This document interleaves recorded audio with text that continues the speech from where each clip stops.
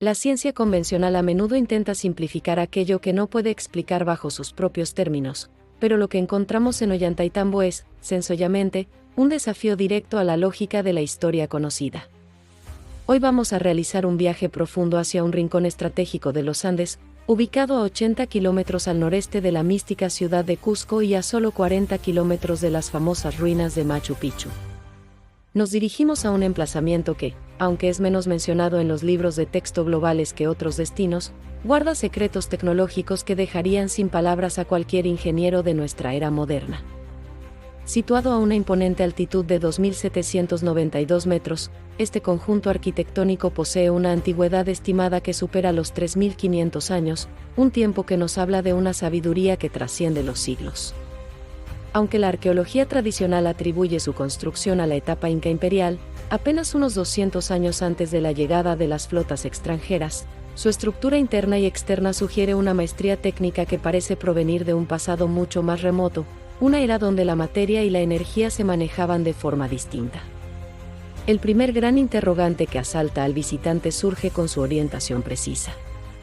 La ciudadela está alineada hacia Cusco, pero de una forma que sugiere una protección deliberada, como si el pueblo que erigió Ollantaytambo estuviera resguardando un conocimiento, un objeto o una tecnología que otros grupos deseaban poseer con desesperación. Pero lo que realmente deja en un silencio absoluto a los investigadores más rigurosos es su ingeniería hidráulica, un sistema que parece diseñado por una mente que conocía los secretos más íntimos de la Tierra. Aquella ciudad no fue levantada al azar, sino que fue construida sobre acuíferos subterráneos situados a gran profundidad, como si los arquitectos hubieran tenido la capacidad de ver a través de la roca sólida. ¿Cómo fueron capaces de descubrir estos flujos de agua sin las modernas técnicas de prospección geofísica que utilizamos hoy, como el radar de penetración terrestre? Diseñaron un sistema de acueductos que suministra agua limpia y pura, un entramado de canales pulcros que sigue funcionando con una perfección matemática en la actualidad. Estamos hablando de científicos hidráulicos sublimes, mentes maestras que operaban a un nivel de precisión que solo podemos comparar con las construcciones más enigmáticas del antiguo Egipto o las civilizaciones perdidas del Indo. En lo más alto del complejo, donde el aire se vuelve más delgado y el cielo parece estar al alcance de la mano, encontramos 6 bloques gigantescos de granito rojo que pertenecieron al llamado Templo del Sol. Aquí es donde la geología convencional se enfrenta a un enigma que no puede resolver: el granito rojo. Una de las piedras más duras del planeta parece haber sido moldeado como si fuera una masa de arcilla blanda o mantequilla. Presenta un aspecto vitrificado, suave al tacto y con un brillo que parece surgir de la propia estructura molecular de la piedra. Para lograr tal efecto, se requiere alcanzar el punto de fusión del material, situado en unos 1260 grados centígrados. ¿Cómo lograron semejante temperatura en plena montaña, sin herramientas industriales, sin hornos de alta potencia y sin combustibles conocidos en la época? Los habitantes de este lugar no eran simples pobladores indígenas con herramientas de piedra, eran una clase privilegiada que habitaba viviendas de paredes sólidas, diseñadas con una eficiencia térmica asombrosa para resistir el frío extremo de los Andes. Sus puertas trapezoidales fueron cortadas con una geometría tan exacta que hoy requeriría el uso de sierras de diamante y software de diseño asistido. Las piedras se encajaban entre sí mediante 8 lados diferentes, formando un inmenso rompecabezas tridimensional donde no cabe ni la hoja más fina de papel entre las juntas. No hay argamasa, no hay pegamento, solo la perfección del encaje absoluto que ha resistido terremotos y el paso devastador del tiempo. El diseño urbano de Ollantaytambo parece el plano de una ciudad del siglo XXI. Calles rectas, canales de agua impecables que fluyen con un sonido musical y 15 manzanas perfectamente organizadas que demuestran una planificación administrativa superior. Muchos investigadores exponen que estaríamos ante un asentamiento que no pertenece a la evolución natural de las culturas locales, sino a un pueblo avanzado que debió establecerse aquí por razones que aún no logramos comprender del todo. Era el sector más exclusivo de la antigüedad, un refugio de paz con conocimientos tecnológicos secretos.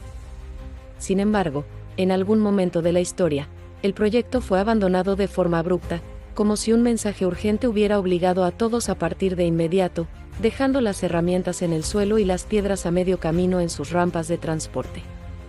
Analicemos de nuevo el transporte de estos bloques. Estamos hablando de mover masas de más de 55 toneladas a través de valles profundos y ríos caudalosos. En esa zona no existen árboles lo suficientemente robustos para fabricar rodillos capaces de soportar tal presión, la madera simplemente se trituraría hasta convertirse en polvo. Tampoco el cuero tiene la resistencia física necesaria para traccionar tales masas sin romperse al primer segundo de tensión. Aquel pueblo no solo cortaba la piedra con una precisión milimétrica observándose incluso curvas complejas que siguen la serie de Fibonacci, sino que las elevaba y las transportaba a través de terrenos con pendientes imposibles sin dejar rastro de fatiga en el material. La ciencia dice que usaban palancas de bronce, pero cualquier ingeniero sabe que mover 500 toneladas con palancas de madera o bronce es una fantasía mecánica que no se sostiene en la realidad. La técnica para extraer la piedra es otro motivo de debate intenso. Se dice tradicionalmente que hacían agujeros para que el agua se congelara y fracturara la roca, pero los metales de la época no eran lo suficientemente duros para perforar el granito rojo con esa limpieza quirúrgica. Además, el acabado de las rocas antes de su colocación muestra cortes de milímetros que no pueden ser obra de la percusión manual. Existe la hipótesis de que utilizaban una fuente de energía potentísima, capaz de desintegrar la piedra térmicamente o incluso de derretirla para rellenar moldes, una técnica que hoy sigue siendo extremadamente difícil de replicar. Los antiguos relatos locales nos hablan de algo mucho más fascinante y quizás más cercano a la verdad, la cuña dorada. Según las leyendas, era un instrumento empleado por seres superiores que podía cortar la roca con unas de luz y hacerla flotar hasta su ubicación final. Si esto es cierto, estaríamos hablando de tecnología de manipulación magnética o sonora. Expertos como Joe Watkins han señalado que las superficies suaves de estas piedras presentan un proceso de vitrificación similar al que se observa en los lugares donde la materia se transforma por una fuente de energía extrema y concentrada. Incluso se observan huellas de presión de las piedras superiores sobre las inferiores, lo que indica que, en el momento de la construcción, el material se encontraba en un estado semisólido o plástico.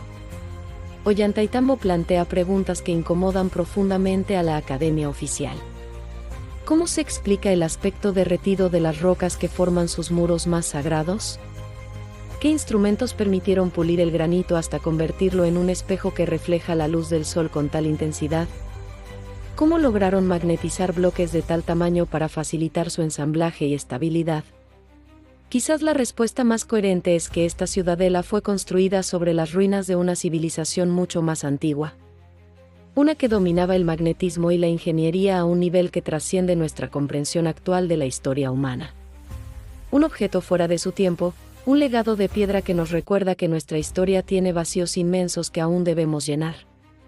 Ollantaytambo sigue allí, en lo alto de los Andes, esperando a que seamos capaces de entender que, hace milenios, alguien caminó por estas tierras con el conocimiento de las estrellas en sus manos. Gracias por acompañarnos en este viaje. Si te fascina la historia oculta y los misterios del pasado, no olvides suscribirte y activar la campanita para no perderte nuestro próximo video. Hasta pronto.